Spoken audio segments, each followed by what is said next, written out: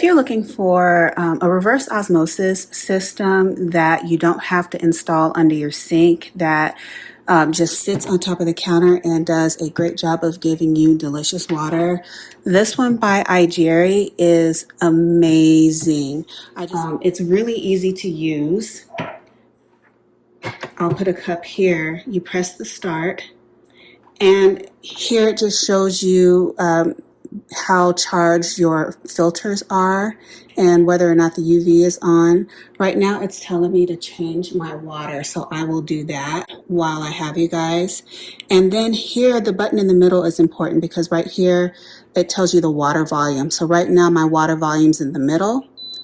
This is a large or big water volume and a small water volume. And then you have your reset and your flush to take care of your filters. So I'm going to go with a medium volume, and then you can see and press start, it just comes right out. And so this is about a, I don't know, like a 10.5 to 12 ounce glass, and the medium volume comes up here. And you have a drip tray here, and I will turn this around for you so you can see the back.